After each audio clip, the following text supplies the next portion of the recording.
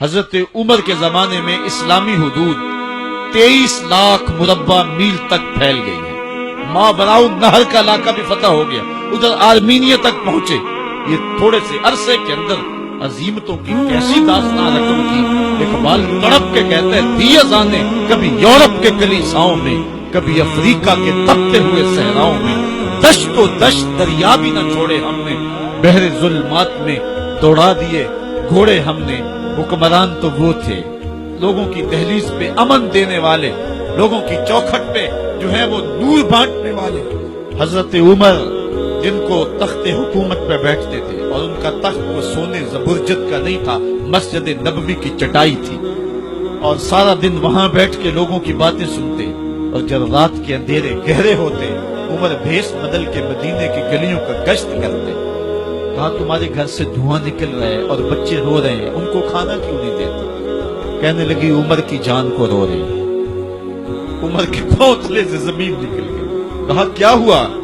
کہا 3 دن سے ہمارے ہاں کھانے کے لیے کچھ نہیں، روزانہ بچے روتے ہیں اور میں ہنڈیا کے اندر پتھر ڈال کر کے نیچے سے آگ ڈالتی رہتی کہ بچے انتظار کر کر کے سو جائیں گے، کم وقت سو بھی نہیں رہے، اور وہ پتھر پکیں گے بھی کیا، اور میں عمر کی جان کو رو رہی ہوں۔ حضرت عمر کا کلیجہ دہلنے لگا، فوراً پلٹے واپس بیت المال میں آئے، گھی کا ایک کنستر لیا، آٹے کی بوری لی، مرچ مسالہ جات بہت کچھ اٹھایا، اپنے کندھے پہ رکھا، بوری اپنی کمر پہ لا دی۔ عمر بیت المال سے نکلے تو آپ کے خادم اسلم نے دیکھ لیا، آگے بڑھا، کہا میرے آقا میں اٹھاتا ہوں۔ عمر کی آنکھوں میں آنسو ہے۔ کہا اسلم قیامت کے دن میرا بوجھ اٹھا لو گے؟ کہا قیامت کے دن تو اپنا اپنا بوجھ اٹھانا پڑے گا۔ کہا عمر کو آج اپنا ہی اٹھانے دو۔ حضرت عمر وہ گھی کا کنستر اور وہ آٹے کی بوری سر پہ اٹھائے ہیں اور اس خاتون کے گھر جاتے اور دستک دیتے۔ وہ جب دیکھتی ہے اس کی جان میں جان آ جاتی ہے۔ کہا جلدی جلدی آٹا گوندو، اور عمر سبزی کاٹنے لگ جاتے ہیں۔ حضرت عمر رضی اللہ تعالی عنہ سبزی تیار کر دیتے، ادھر آٹا گند جاتا ہے، اور پھر اوپر چولہا رکھا جاتا ہے، چولہے کے اندر آگ رکھی جاتی ہے، وہ کھانا پکانے لگتی ہے، آگ بجھتی ہے۔ تاریخ نے لکھا ہے آگ بجھنے لگتی ہے، عمر جھک کر کے پھونکے مارتا ہے، عمر جھک جھک کے پھونکے مارتا ہے۔ کھانا پک گیا اور بچوں کے سامنے کھانا رکھ دیا، بچے کھا رہے ہیں۔ اب بچے رو رو کے نڈال ہو چکے تھے۔ حضرت عمر اپنے ہاتھوں کو اور اپنے گھٹنوں کو اور اپنے پاؤں کو زمین پہ لگا کے، جس طرح بکری کا بچہ چلتا ہے ویڑے کے اندر، کبھی ادھر چلتے ہیں کبھی ادھر چلتے ہیں، تاکہ بچے مجھے دیکھ کے خوش ہوں اور دل میں کہتے عمر جتنا رلایا ہے اب اتنا ہنسانا بھی پڑے گا۔ تو کبھی عمر امیر المومنین، یہ میں کسی آج کے جو ہے وہ لوگوں کے ووٹوں پہ منتخب ہونے والے حکمران کی کہانی نہیں سنا رہا، میں اس عمر کی کہانی سنا رہا ہوں جو 23 لاکھ مربع میل کا حکمران ہے، آدھی دنیا کا بادشاہ ہے۔ حضرت عمر جو ہے جس طرح بکری کا بچہ چلتا ہے، اس طرح اپنے ہاتھ اور اپنے گھٹنے زمین پہ ٹیک کر کے جو ہے وہ اس طرح چلتے ہیں۔ بچے عمر کو دیکھ کے مسکراتے ہیں۔ جب بچے مسکرانے لگے تو حضرت عمر نے اس خاتون سے کہا بڑھیا عمر کو معاف کر دے۔ اس نے کہا تو اتنی ہمدردی کیوں کرتا ہے؟ کہا عمر بیچارہ بڑا پھنسا ہوا ہے، فکر ہے اس کو یرموک و فسطاط و بلوان کی، جب فتح ہے مصر تو تیاری ہے ایران کی، آتے جاتے وفد سے ملاقات بھی کرتا ہوگا اور شب کو معلوم حالات بھی کرتا ہوگا، کانٹوں میں الجھی ہوئی بیچارے کی جان ہے، نیند اس کو بھی آتی ہے آخر وہ انسان ہے، میری بہن عمر کو معاف کر دے۔ اس نے کہا نانا عمر کی بات میرے سامنے نہ کر، قیامت کا دن ہوگا، عمر کا گریبان ہوگا اور میرا ہاتھ ہوگا۔ جب اس نے یہ بات کہی تو عمر برداشت نہ کر سکے، بچوں کی طرح بلک بلک کے رونے لگے۔ کہا وہ بد نصیب عمر تیرے سامنے ہے، آج ہی کہلا جو کہنا ہے، قیامت کے دن مجھے معاف رکھنا۔ اس نے کہا تو عمر ہے؟ کہا بد نصیب عمر تیرے سامنے کھڑا ہوں۔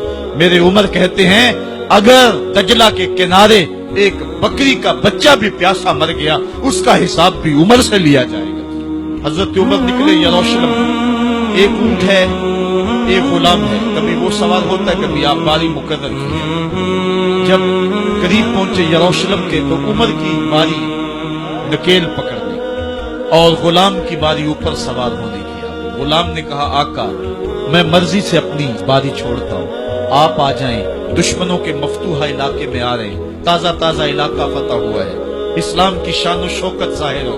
عمر نے کہا اسلام کی شان و شوکت ایسے ظاہر نہیں ہوتی ہے، اپنی باری پہ تم بیٹھو گے، اپنی باری پہ میں بیٹھوں گا۔ لوگ منتظر کھڑے ہیں، دور سے جب دیکھا کہا اس کی ہیبت سے کانپتے تھے ہم، یہ تو کوئی حبشی لگتا ہے، رنگ کالا ہے، ہونٹ موٹے ہیں، اس سے تو زیادہ حسین اس کا غلام ہے جو آگے آگے چل رہا ہے۔ حضرت ابو عبیدہ نے کہا دھوکہ کھا رہے ہو، ہمارا آقا وہ نہیں ہے جو اونٹنے کے اوپر سوار ہے، ہمارا آقا وہ ہے جو لگام تھامے آگے آگے چل رہا ہے۔ حضرت عمر رضی اللہ تعالیٰ عنہ کو آگے بڑھ کے جابیہ کے مقام پہ حضرت ابو عبیدہ بن جراح نے استقبال کیا۔ حضرت عمر آگے بڑھے اور انہوں نے آگے بڑھ کر کے حضرت ابو عبیدہ کے دونوں کندھوں پہ ہاتھ رکھا، اور سنو حضرت عمر نے کیا کہا لا الہ الا اللہ انا کنا اذل قوم فاعزنا اللہ بالاسلام۔ کہا کہ لا الہ الا اللہ، اے ابو عبیدہ بن جراح، ہم ایک ذلیل قوم تھے اور اللہ نے ہمیں اسلام کی وجہ سے عزت عطا کی ہے۔ اور میں تمہیں ایک تاریخ ساز بات کہنے لگا ہوں، اور وہ یہ ہے کہ جب تک ہم اس عزت والے اسلام کے دامن کو تھامے رہیں گے ہماری عزت قائم رہے گی، اور جب اسلام کے علاوہ کسی اور جگہ سے عزت ڈھونڈیں گے تو رسوا کر کے رکھ دیے گا۔ یہ ہے وہ خلاصہ جو حضرت عمر نے امتوں کے عروج و زوال کا بیان کیا ہے۔ اس امت کو جو خیرات ملی ہے تخت و تاج کی، وہ پینٹاگون سے نہیں ملی، وہ واشنگٹن سے نہیں ملی، وہ وائٹ ہاؤس سے نہیں ملی، وہ محمد عربی کے جوڑوں کا صدقہ ملی ہے۔ اس لیے جب ہم نے اسلام سے انحراف کیا، پاکستان حاصل کیا گیا تھا، پاکستان کا مطلب کیا؟ لا الہ الا اللہ۔ ہم نے اس نعرے کو چھوڑ دیا ہوا، ہم نے انحراف کر دیا۔ آج ہماری نظریں مغرب کی طرف لگی ہے کہ تخت و تاج اس سے نصیب ہوتے ہیں، اور دنیا کے اوپر ہم رسوا ہو کے رہ گئے۔ ہماری پستی، ہماری زبوحالی، ہماری ذلت کا سبب یہ ہے کہ جس جگہ سے ہمیں عزت ملی تھی ہم نے وہ مرکز ہی چھوڑ دیا ہے۔ اس مرکز حیات کو، اس مرکز زندگی کو، اس مرکز عزت کو ہم نے چھوڑ دیا ہے، اور دنیا کے اوپر ہم رسوا ہو رہے ہیں۔ انہی حضرت عمر کی کہانی ہے۔ وادی تہامہ سے گزر رہے تھے کہ بچوں کی طرح بلک بلک کے رونے لگے۔ کہا عمر جوان آدمی ہو اور بچوں کی طرح بلک کے رو رہے ہو؟ کہا تم نہیں جانتے، مجھے بچپن کی کہانی یاد آئی۔ کہا کیا کہانی؟ کہا یہی عرض تہامہ تھی، میرے باپ خطاب نے مجھے 5 اونٹ دیے تھے، کہا انہیں لائن میں کھڑا کرو سیدھا۔ میں آگے والا سیدھا کرتا تھا، پیچھے والا ٹیڑھا ہو جاتا، پیچھے والا سیدھا کرتا، آگے والا ٹیڑھا ہو جاتا۔ میرے باپ خطاب نے مجھے بڑا مارا۔ کہا ایک عرب کے بیٹے ہو کے تم سے 5 اونٹ لائن میں کھڑے نہیں ہوتے؟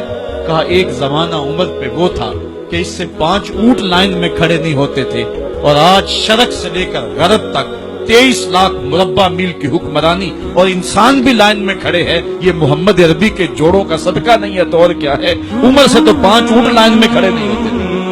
تو یہ عزتیں، یہ تخت و تاج، یہ حکومتیں ہمیں حضور کی دہلیز سے ملی۔ جب ہم نے اس دہلیز کو چھوڑ دیا تو دنیا کے اوپر رسوا ہو گئے اور ذلیل کر کے رکھ دیے گئے۔ ہماری اخلاقی پستی اور زبوحالی نے ہم کو کہیں کا نہیں چھوڑا ہے۔ دامن رسالت ماپ کو چھوڑ دیا ہے، پھر رسوائیاں مقدر نہیں ہوں گی تو کیا ہوں گی؟